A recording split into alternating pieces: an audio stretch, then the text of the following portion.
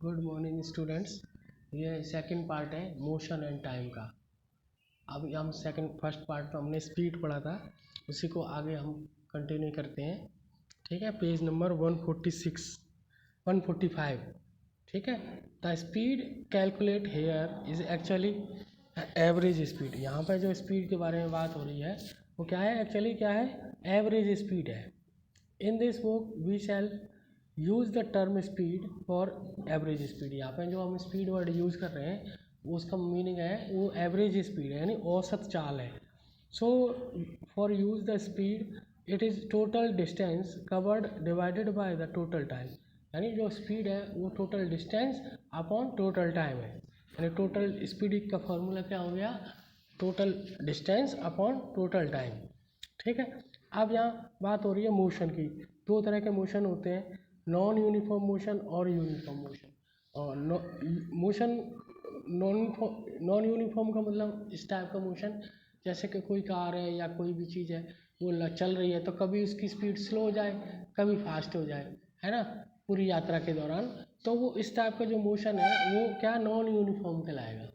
और कोई जो व्हीकल है वो एक जैसी स्पीड से चल रहा है लगातार, यानी हर मिनट के अंदर वो 1 किलोमीटर चल रहा है, फिर अगले मिनट में भी 1 किलोमीटर, फिर अगले मिनट में भी 1 किलोमीटर।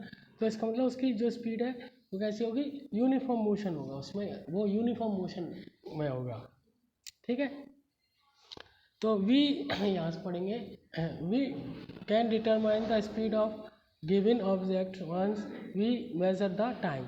यानी हमें स्पीड निकालने से पहले हमें टाइम कैसे मेज़र करें इसके बारे में भी पता करना होगा।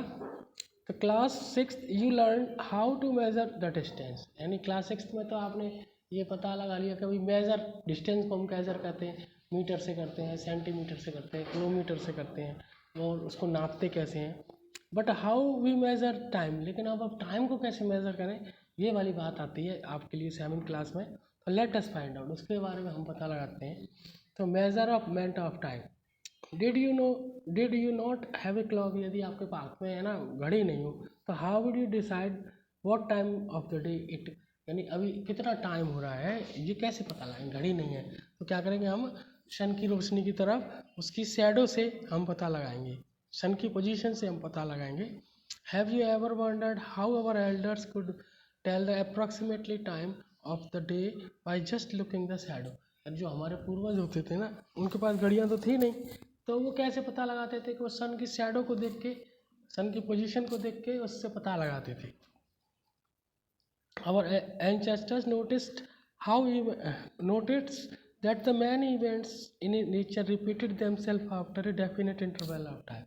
वो मानते थे हमारे जो पूर्वज हैं कि भाई हमारे जो पास ना एक घटनाएं होती हैं वो एक निश्चित समय के बाद होती हैं। जैसे कि सन हर दिन बाद निकलता है, जैसे सन आज सुबह निकलेगा तो ठीक इसी समय दूसरे दिन भी निकलेगा, इसका मतलब एक दिन हो गया। They found that sunrise every day in morning, the time between sunrise to next sunrise is a 1 day। यानी आज जो सन निकला और कल जो सन निकलेगा उसके बीच में एक दिन का टाइम होगा। A month was measured from one new moon to next। ऐसे एक महीने का भी सन से जैसे 30 दिन हो जाते थे, ऐसे मून जो निकलता है, नया मून आज निकला फिर एक महीने बाद फिर निकलेगा, तो इससे क्या हो जाएगा, एक महीना हो जाएगा। A year was fixed as a time taken by the earth complete to one revolution of the sun। ऐसे ही 6 साल को हम मानते थे, पुराने लोग ऐसे मानते थे कि भाई जो एक हमारा जो अर्थ है सन का एक पूरा चक्कर लगा लेगी तो उसका मतलब 1 साल हो गया। Often we need a measure interval of time which are much shorter than the day। ठीक है, अब लेकिन अब ऐसा समझ लो एक दिन का नहीं है, वो एक दिन से पहले का है। हाँ, फिर आगे चलते हैं। तो अगर जो समय यदि हमें एक दिन का तो इस तरीके से मेज़र कर लिया, यदि एक दिन से छोटा टाइम हो तो कैसे मेज़र करेंगे, तो उसके लिए हमारे पास क्लॉक एक बढ़िया साधन है, घड़ी।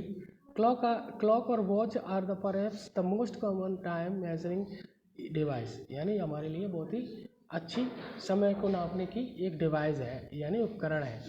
Have you ever wondered how clock and watches measure time? कैसे नाप ये घड़ियाँ टाइम को कैसे नापती हैं, है ना?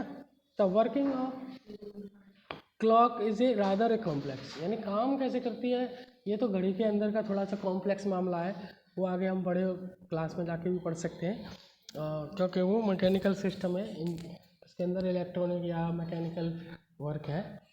But all of them make use of the periodic motion, लेकिन ज़्यादातर उसके अंदर पीरियोडिक मोशन का काम होता है, यानी आवर्ती मोशन, आवर्तकाल आवर्ती जो होता है ना, जैसे झूला या पेंडुलम। ये one of the most well known periodic motion is that a simple pendulum, और यानी उनमें क्या होता है, सिंपल पेंडुलम होता है, यानी सरल लोलक।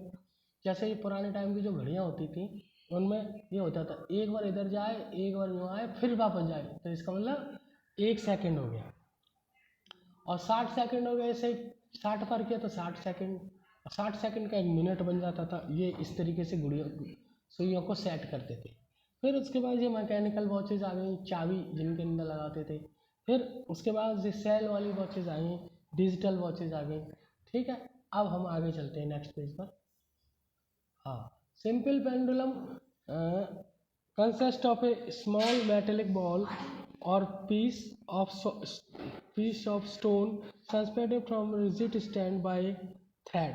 यानी सिंपल पेंडुलम क्या है, वो ऐसे बताया कि भाई किसी ऊपर को धागा हमने बांध दिया, वही धागे से एक कोई भी गोल चीज़ बांध दी हमने, कोई भी स्टोन बांध दिया, तो ये जब इस तरह से मोशन करता है, इधर जाता है फिर इधर आता है फिर इधर जाता है, तो इसको हम क्या कहते हैं, पीरियोडिक मोशन कहते हैं। यानी यहाँ से छोड़ा फिर यूँ गया फिर वापस यहीं आया, तो वन ऑक्सीलेशन हो जाता है, इसको कहते हैं एक आवर्त या वन ऑक्सीलेशन, यानी यहाँ से यहाँ गया फिर वापस यहीं आ गया, तो इसी को हम सिंपल पेंडुलम भी कह सकते हैं।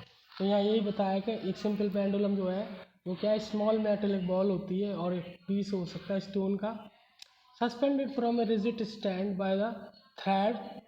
The metallic balls is called Bob, जो मेटल की जो होती है इसको हम बॉब कहते हैं। ये धागा स्ट्रिंग होती है।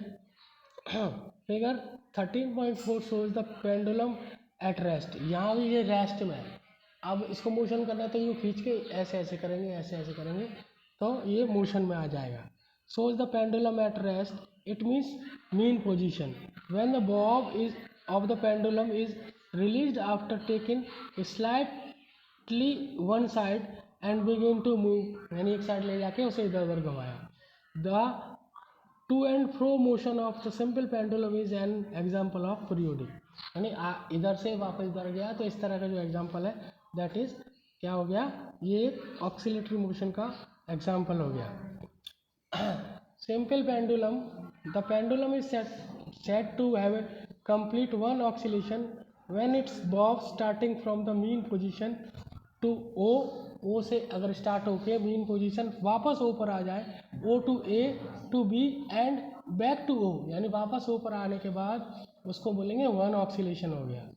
The pendulum also complete one oscillation when its bob move from one extreme position to A to other extreme position B, यानी जहाँ से जैसे मैंने समझा एक A से B पर, B से A पर आ गया तो वापस, ठीक है। हाँ, कम्स बैक टू ए, वापस ए से चले वापस ए पे आ गया तो इट मीन्स वन ऑक्सीलेशन हो गया। The time taken by the pendulum is one complete oscillation is called the time period. अब एक यानी ए से चलने में वापस ए पे आने में कितना टाइम लगता है उसको हम ऑक्सीलेशन टाइम भी कह सकते हैं और टाइम पीरियड भी कह सकते हैं, ठीक है। अब ये एक एक्टिविटी आपको 13.2 बताई जा रही है। Set up A small pendulum shown in figure 13.4 with A thread, एक धागे से बांधकर और स्ट्रिंग से बांधकर जिसकी लंबाई 1 मीटर है। Switch off the any fans near the, अगर आसपास कोई वो चल रहा है तो ठीक है।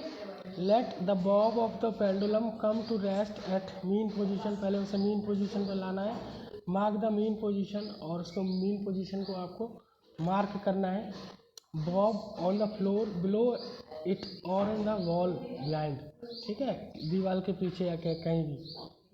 The measure to the time period of the pendulum we will need to stopwatch. उसका टाइम पीरियड नापने के लिए हमको ना स्टॉप वॉच की आवश्यकता पड़ेगी, क्योंकि जैसे स्टार्ट करेंगे स्टॉप वॉच को स्टार्ट कर देंगे और फिर वापस वहीं आ जाएगा, तो फिर उसको रोक देंगे तो हमें एक ऑक्सीलेशन का टाइम पीरियड मालूम पड़ जाएगा। However if A stop watch is not available, अगर आपके पास स्टॉप वॉच नहीं है तो एक क्लॉक और रिस्ट वॉच भी का भी यूज़ कर सकते हैं। To set the pendulum of motion to in motion, gently hold the bob and move it slightly to one side. एक साइड में ले जाकर फिर उसको छोड़ देंगे। Make sure that the string attach to the bob, और श्योर कर लेंगे वो स्ट्रिंग किसी से बॉब से अटैच है कि नहीं। Start with while you are displace. Now release the bob from its displaced position. Remember that the bob is not to be pushed when it is released. उसको धक्का नहीं देना, बस आपको बस छोड़ देना है। नोट एक साइड ले जाकर। Note the time of the clock when the bob is at mean position. Mean position पर जब समय को नोट कर देना है।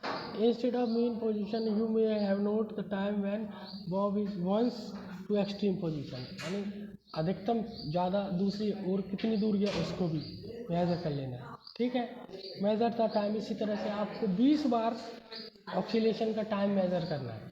ठीक है, आगे आपको यहीं तक कराइए। ठीक है, उसके बाद फिर नेक्स्ट। ओके।